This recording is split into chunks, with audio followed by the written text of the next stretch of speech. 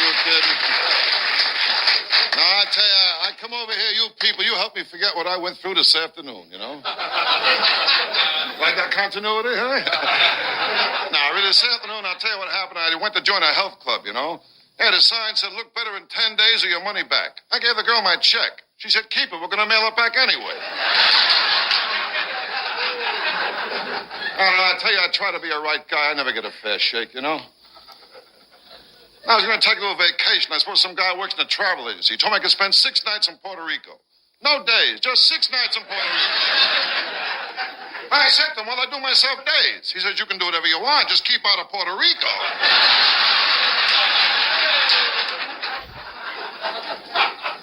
I tell you, I don't get no respect from anyone, you know?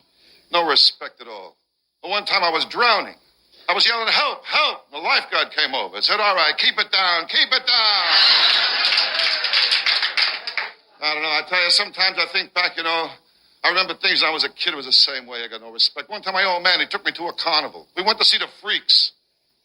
The owner looked at me. He told my old man, get the kid out. He's distracting from the show. And the trouble with me is I'm too easy go. I got a couple of kids. I'm nice to them. They got smart answers, too. Last time a kid had a birthday, I took him to Coney Island, you know. I asked him if he wanted to go to the crazy house. He told me to save my money. We'll be home soon.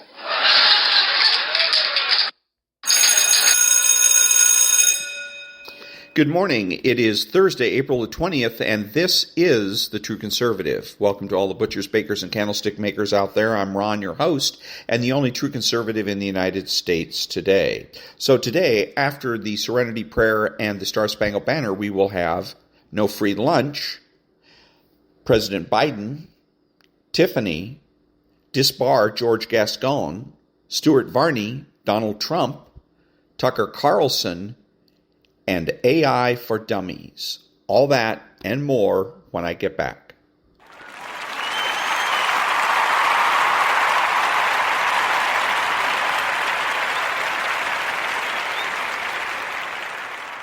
God grant me the serenity to accept the things I cannot change, the courage to change the things I can, and the wisdom to know the difference. Amen.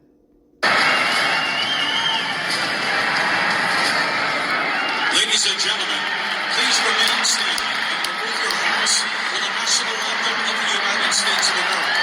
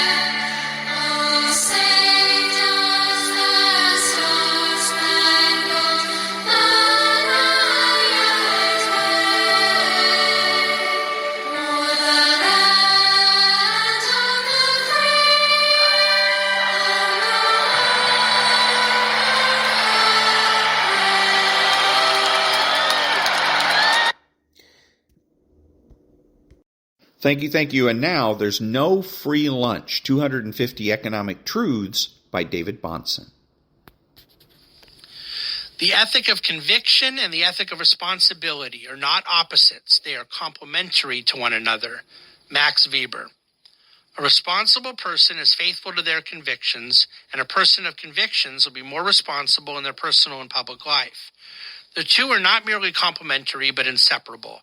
Responsibility cannot exist without convictions that guide such responsibility, and convictions that do not lead to responsible decision-making are not convictions at all, but fantasies or frauds. The economic ramifications to this are felt in formation. Out of this formation that reflects both conviction and responsible living comes the social dynamic that facilitates trust in a market economy. And that was There's No Free Lunch by David-Bahnsen. Back in a minute.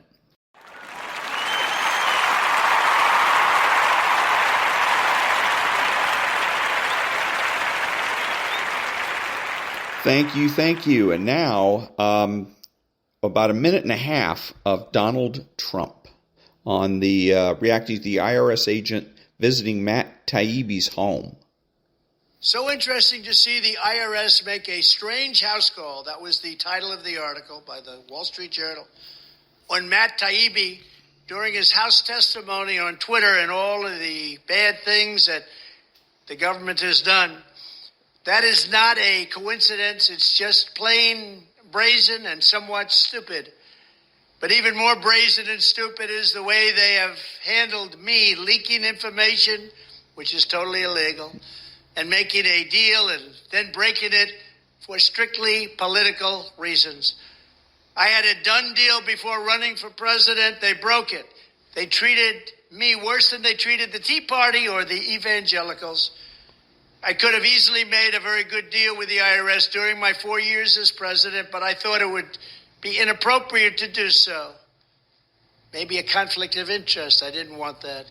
Besides, I already had a deal from before my presidency, a deal which they chose not to honor. So now I'm demanding the original deal without late changes in the rules and regulations, so that deal would be harder to make. Most people would say that after watching the Biden family take advantage of government, I should have made a deal during my term. To me, it was a conflict. I thought it was inappropriate, so I didn't do so. But this is the price you pay for being honest in the USA of today. We're going to straighten out our country. We're going to make it stronger than ever before. We're going to put America first. We're going to make America great again. Thank you very much. And that was Donald Trump reacting to the IRS agent visiting Matt Taibbi's house during House testimony. Back in a minute.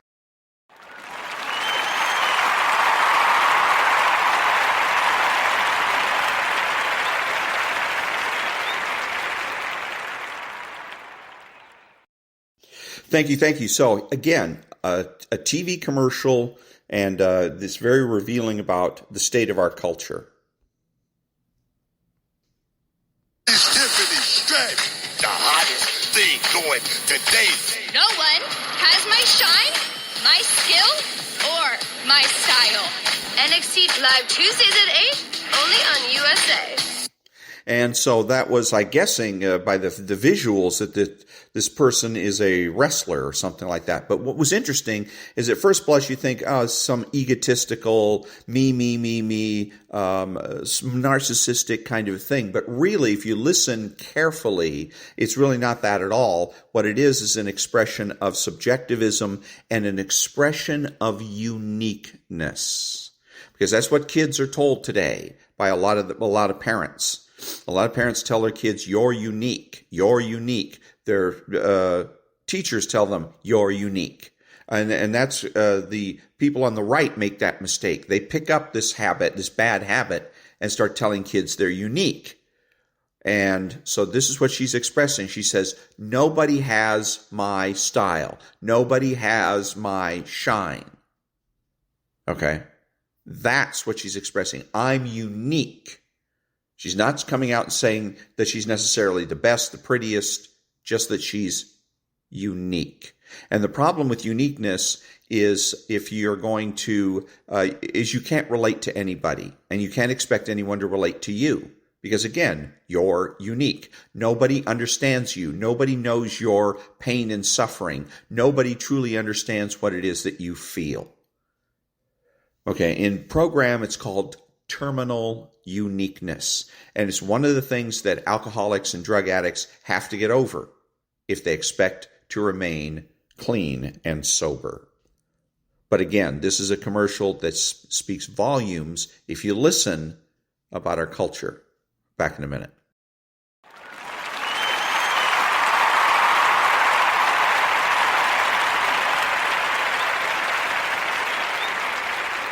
Thank you. And so I'm going to play a little clip of Joe Biden. I don't normally play clips of the left unless it's done indirectly. But I want you to hear this because this goes to what I say about politicians and making promises.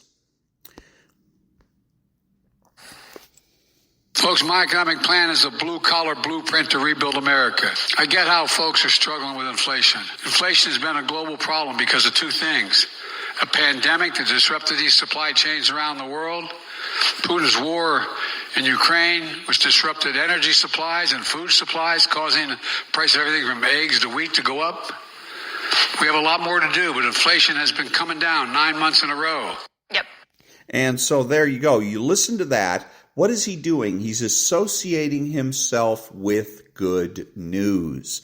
So if there's good news that comes out, says inflation is down, he rushes out to the microphone, and all politicians do this, rush out to the microphone and say, oh, guess what, inflation is down.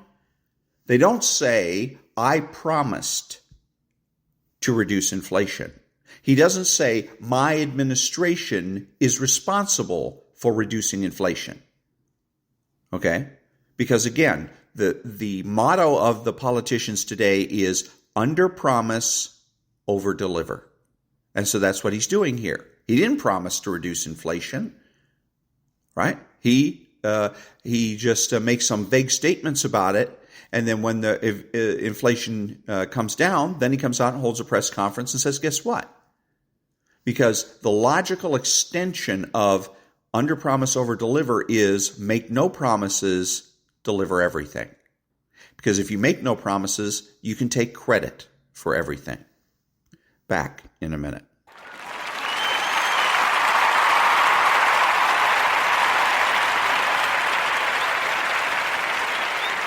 Thank you. Now a little bit of Stuart Varney, and it's at 7 o'clock Pacific time every day. He does what he calls My Take. So this is his take on education, and then I'll have a little bit of commentary. And away we go. All right, is college worth it? That's a very good question. Is college worth it? My answer these days, for many students, is no, it's not. Students agree. College enrollment is down a whopping 8% just since 2019. The kids are walking away. Why? Try this. The cost of college is ridiculously high. The college experience, sadly lacking, and the quality of the education received so often just doesn't measure up. 1/3 of all recent college graduates are working in jobs that do not require a college degree. Is that what they expected when they shelled out all that money? If you visit a college these days, don't be surprised to see more bureaucrats than professors. No wonder college costs keep rising way beyond inflation. No wonder the Wall Street Journal polled and found 56% of adults consider college not worth the cost. Then there's the college experience. That is, the mingling of people in an intellectual environment. Oh, what happened to that? There was no mingling when they unnecessarily shut down completely for the pandemic. Still had to pay, no refunds. And if you want to mingle, looking for a sexual partner, for example, watch out. There's all kinds of rules to discourage that. It doesn't add up to a quality education, especially when you throw in the crushing of free speech. You're not educated if you're not allowed to hear somebody else's opinion. I blame my generation, the baby boomers. We went to college in the 1960s, but the radicals, they never left. They stayed to impose their leftist opinions on a new generation of students. And what you're seeing now is the result. Anyways, what he's missing here is the driver, and that is minimum wage. That's what he's missing. That's what everybody's missing. The whole reason that college costs keep going up, more people have to go to college, is because of the minimum wage. The minimum wage goes up. It never goes down. And I've suggested in the past, I suggest again, that the minimum wage at least be made flexible. It should go away entirely. But nobody else likes that idea. So in the meantime, at least make it flexible. When we're in a recession like we are now, the minimum wage should drop. And then when the economy picks up again, the minimum wage can go back up. But as long as it goes up and never comes down, it's going to continue to put pressure on businesses, because businesses are having to pay more and more for less and less. They have to get value. And one of the ways that they get value is with education. As I've said before, when I came out of the Air Force, there was, and I was a clerk. If you want a job as a secretary, an administrative aide, they didn't even have secretaries, I think, when I got out. It was administrative aide or administrative assistant. All you had to have was a high school diploma. And so I was overeducated. I had an associate's degree. So then a few years later, it bumped up to the minimum requirement was an associate's degree. Now, in order to get a job just as an administrative aide or an administrative assistant, they want a bachelor's degree. So that puts pressure on people to go to school just to get entry-level jobs. It's one thing if you want to go to school to get a master's degree or a PhD or whatever, but when you're having to go to college just to get an entry-level position, that's wrong. That's absolutely wrong, and it shouldn't be happening. But until we address the minimum wage and we either at least make it flexible or abolish it entirely, nothing's going to change. There's no hope. Back in a minute.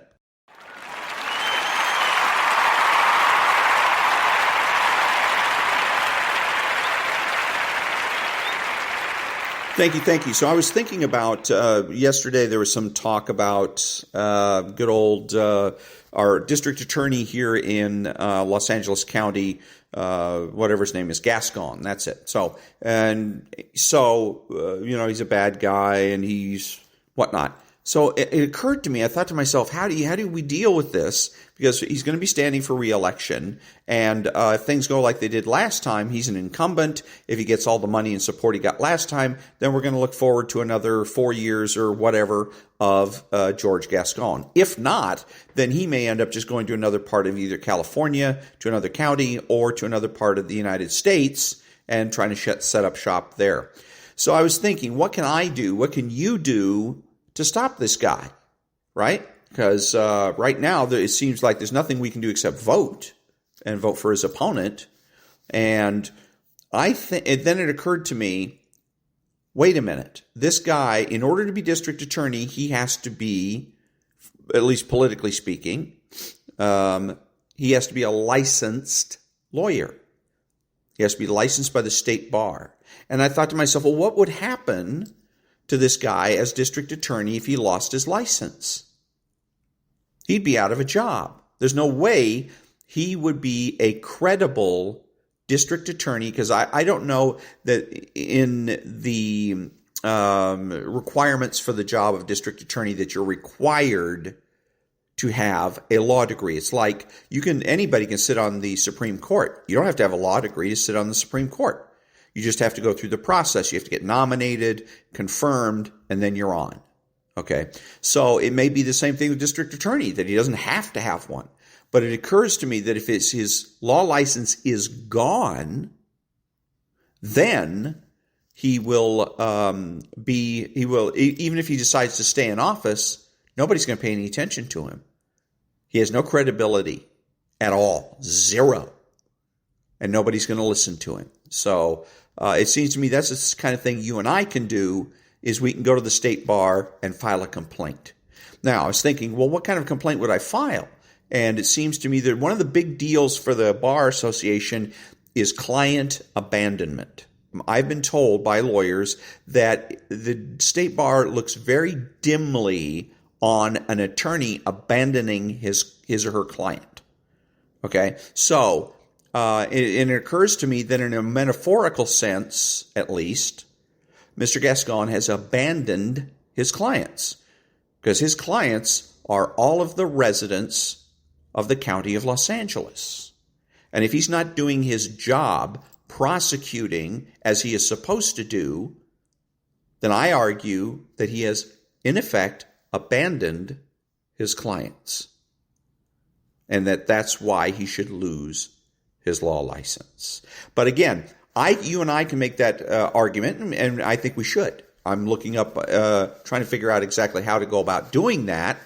But in the meantime, what would be even better is for the lawyers around him that don't like him anyways, all of his assistant district attorneys, they could go to the state bar and file a complaint. And probably their complaints would hold a lot more weight than mine or yours. Doesn't mean we shouldn't give it a shot, Doesn't mean that you and I can't do it, because at least we have the satisfaction knowing we tried, we did something.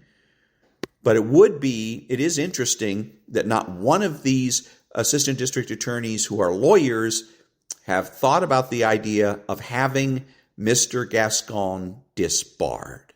Fascinating. Back in a minute.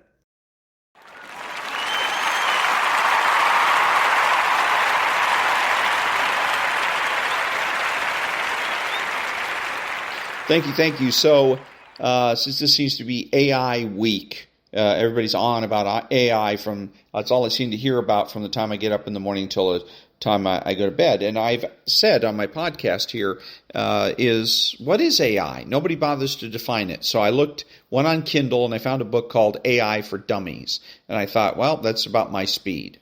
So I went ahead and got a sample, and I want to read the introduction because I think it's rather interesting.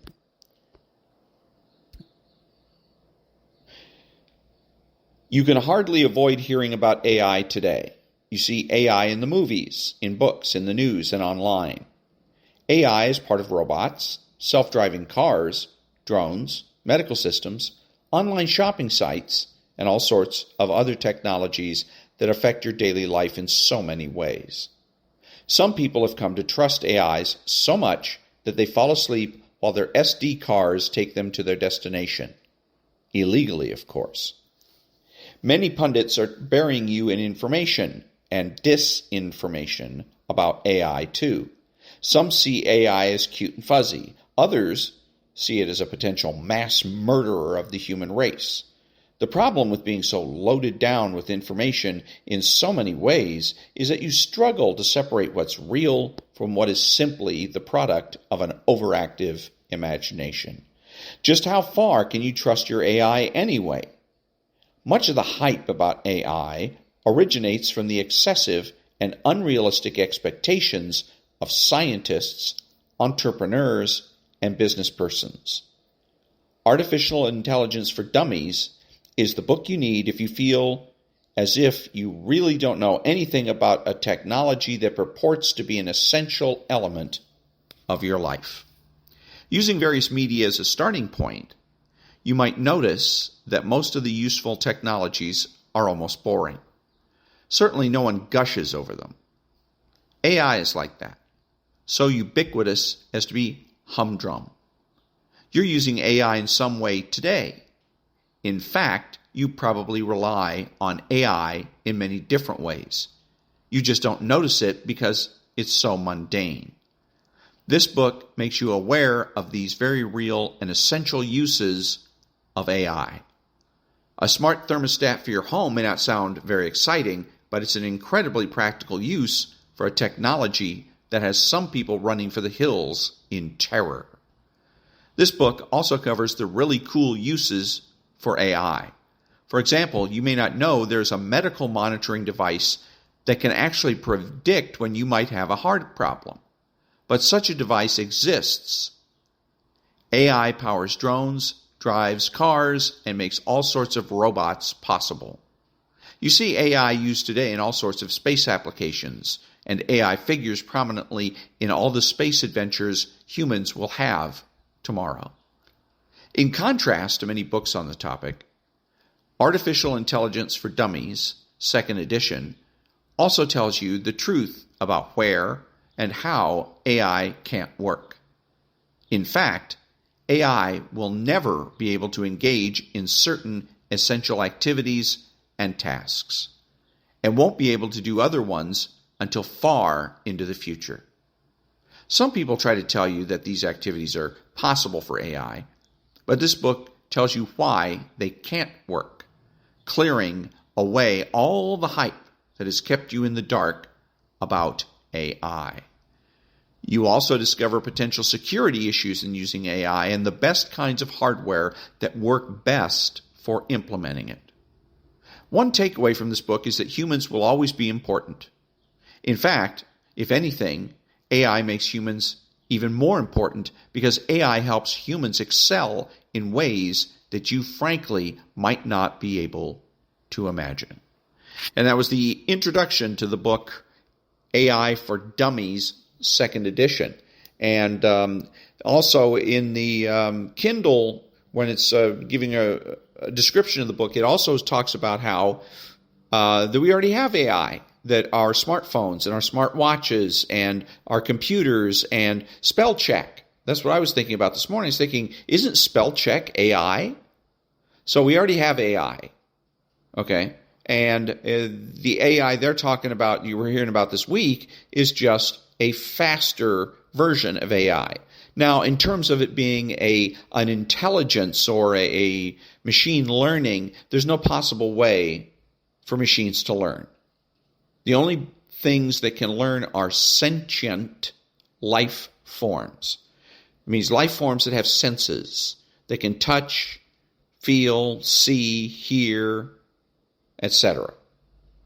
And I've used the example of maps, Google Maps. How many times have you been, you put in an address and the Google Maps doesn't put you at the address, it puts you in the alley behind the apartment building or house. Because Google Maps picks up the location from maybe someplace in the back of the house or the apartment. But anyways, the point is Google Maps doesn't know. It doesn't know, and it can't correct the mistake because Google Maps has no idea other than whatever information the satellite is giving it where we are. It doesn't know whether I'm in an alley or on a street. It has no senses to be able to tell it what is going on, so it can't learn. It also doesn't have ears. I can't tell it, hey, Google Maps, you screwed up and put me in an alley instead of on the street. Okay, so again, learning is for sentient life forms. There's a lot of hucksters out there that want you to believe, and you and I to believe, that AI is bigger and better and more than what it really is, so that we will pay more and more to have it. Also, somebody was talking the other day about an AI system that had gotten hacked. So when we're talking about, well, how do we shut it off, or how do we, should we blow up the server farms? No. It's like what he was saying. All you have to do is pull the plug. Pull the plug. It's got no electricity, can't run. The other thing is, like I said, if push comes to shove, and I'm sure it's going to happen anyways, hackers. Hackers will get into the system, and they will be able to alter the coding, or slow it down, or damage it perhaps significantly, or maybe even permanently. Who knows? So the point is, again, as Kennedy said, things don't just happen, they're made to happen. And if they can be made to happen, they can be unmade to happen. Back in a minute.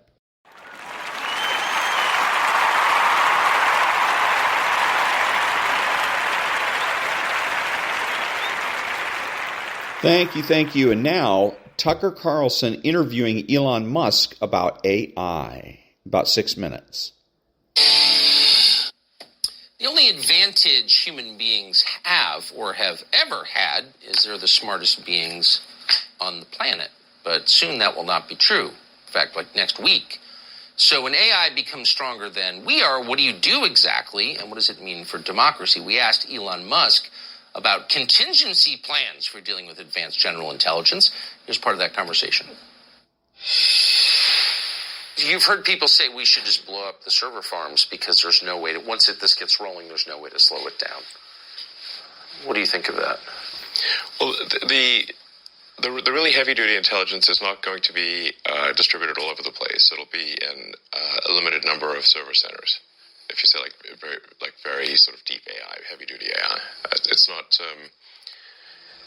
going to be in your laptop or your phone. It's going to be in a situation where there's 100,000 really powerful computers working together in a server center. So it's not like subtle, and there are a limited number of places where that can happen. In fact, you can just look at the heat signature from space. Yeah. And it'll be very obvious. I'm not suggesting we go and blow up to server centers right now, but there may be it may be wise to have some sort of contingency plan where the government's got an ability shut down power to these server centers. Like you don't have to blow it up; you can just cut the power. And what would trip? Or cut connectivity as well. That's another way. Right. Yeah. But what would trip that switch, do you think, in your mind? What would be the threshold that you'd have to pass to warrant the government cutting off your power or cutting off your signal?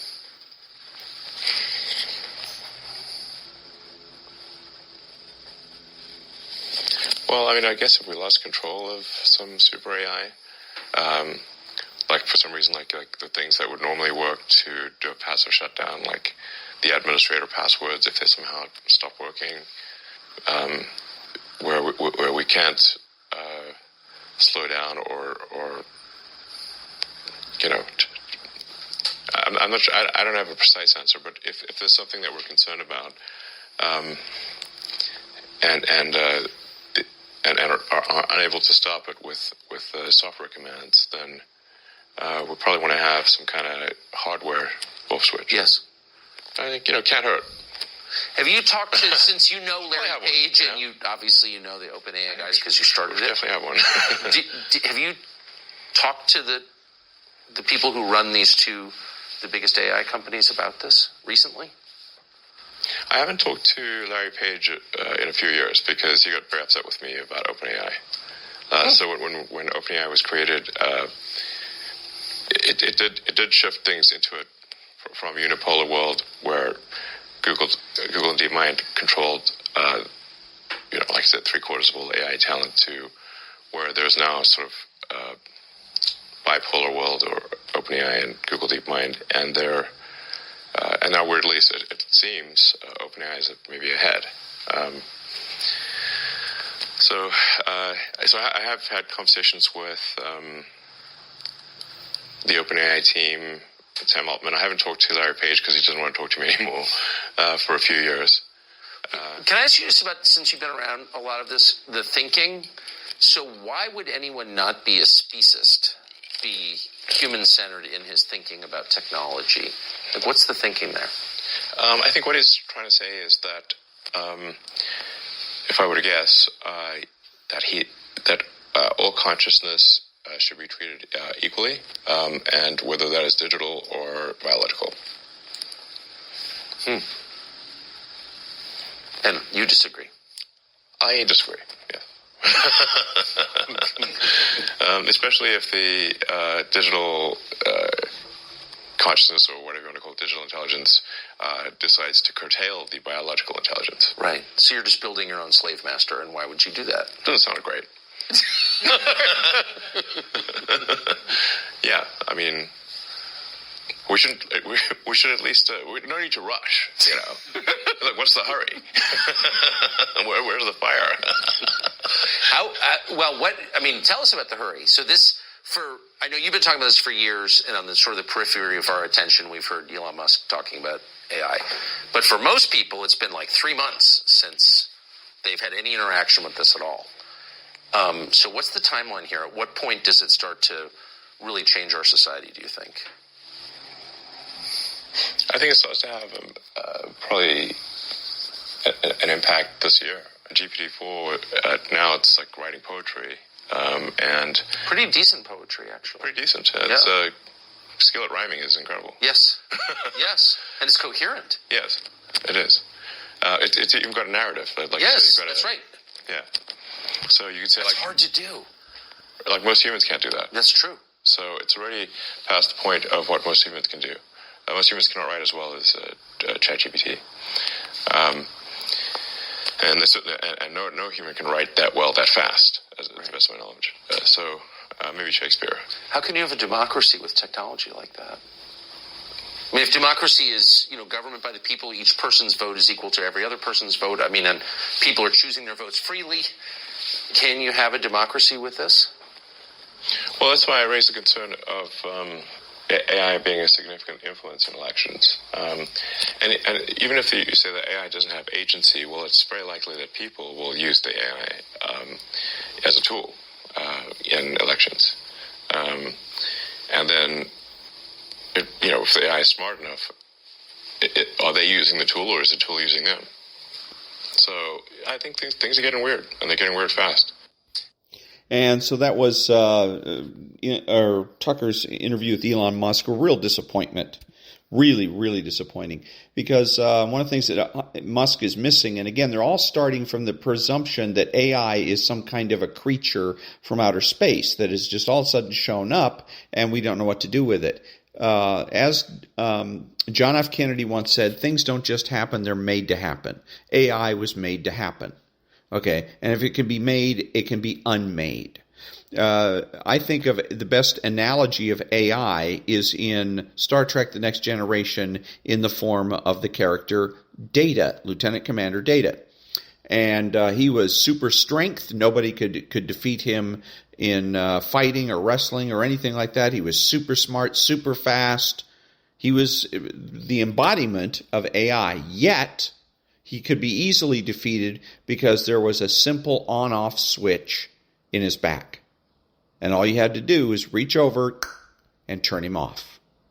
And that was it. And as long as we can do that with AI, as long as AI is optional, then we can, then it's not a threat.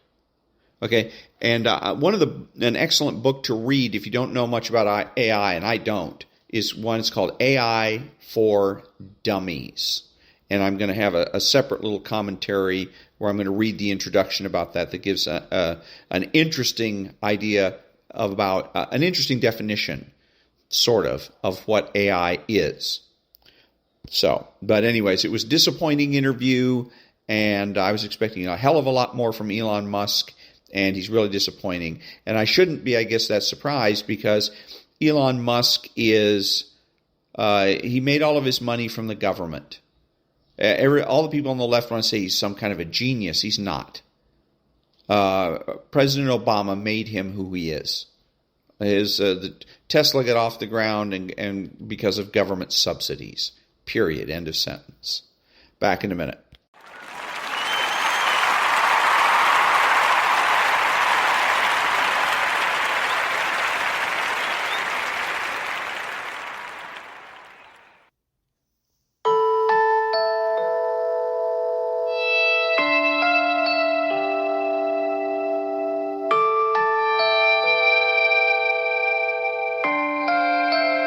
Come with me, and you'll be in a world of pure imagination.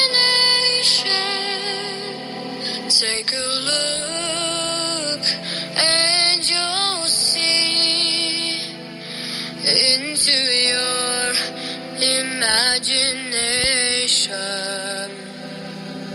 We'll begin with a spin, traveling in a world of my creation.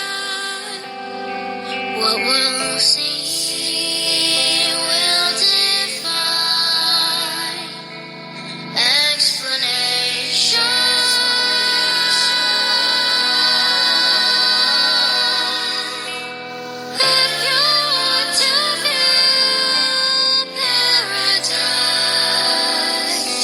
Simply look around.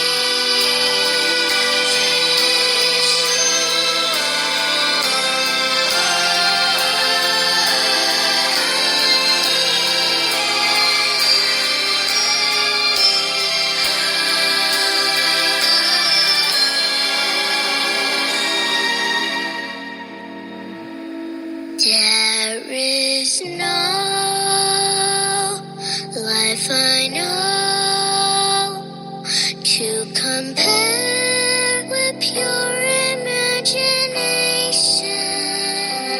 Living there, you'll be free if you truly wish to be. Living there, you'll be free if you truly wish to be.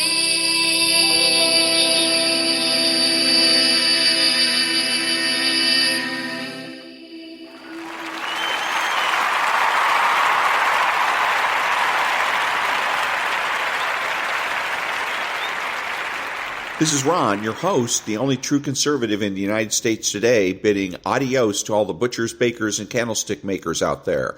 So I'm reminding you that the left has no authority, no power, and they can't win.